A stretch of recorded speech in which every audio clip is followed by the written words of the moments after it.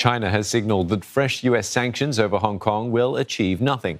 Beijing says necessary countermeasures have been taken to ensure attempts by Washington to pile on pressure will not succeed. The new sanctions will apply to senior Chinese and Hong Kong officials and follow the plan to dramatically overhaul the city's electoral landscape. Washington's decision comes on the eve of face-to-face talks in Alaska. Olivia Xiong reports. China says it firmly opposes and strongly condemns the latest U.S. move to place sanctions on 24 mainland and Hong Kong officials deemed to be involved in eroding freedoms in Hong Kong. This comes less than a week after China's top legislature approved sweeping reforms to Hong Kong's electoral system, seen as Beijing tightening its control over the financial hub following massive anti-government protests in 2019. Responding to this latest U.S. move, China's foreign ministry said it has taken necessary countermeasures, but did not specify what action it had taken, although it did accuse the U.S. of seriously violating international law, adding that this fully exposed what it called the sinister intentions of the U.S. to meddle in China's internal affairs, create chaos in Hong Kong, and interrupt China's stability and development.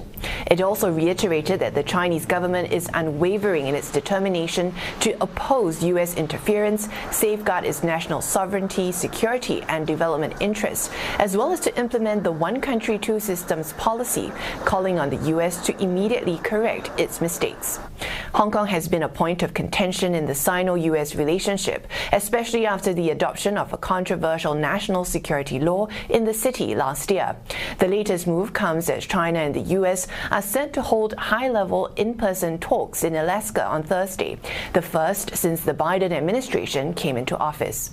Talks are expected to be tense, with some observers saying expectations for a breakthrough are low following a deterioration in ties in the last few years. This as both sides have clashed over other issues like Taiwan and alleged human rights abuses in Xinjiang, all of which China says are its domestic affairs. The U.S. has said the talks will be one-off, and any future engagement depends on China making changes to its behavior. But China's foreign ministry on Wednesday said the country will also make clear its stance at the meeting, adding that it's hopeful that both sides can meet each other halfway and push bilateral ties back on track. Olivia Xiong, CNA, Beijing. For the U.S. perspective, Simon Marks joins us live now from Washington, D.C. Simon, China says that these sanctions aren't going to achieve anything. But what kind of impact does the United States expect from sanctioning these individuals? It's the latest indication, Dawn, that the Biden administration is not diluting in any sense the pressure tactics that it inherited from the Trump administration just a few weeks ago when Joe Biden moved into the Oval Office.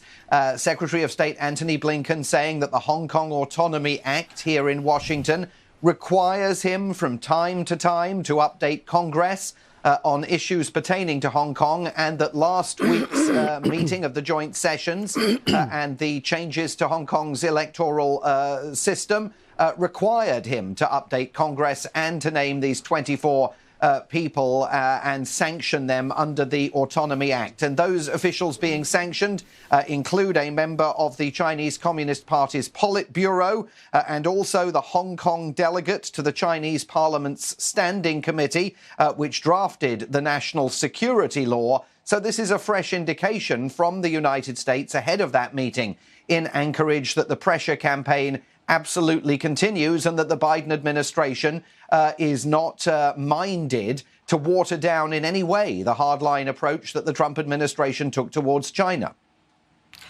Well, the timing of this won't have gone amiss, Simon. Why have they been announced just before those high-level talks in Alaska?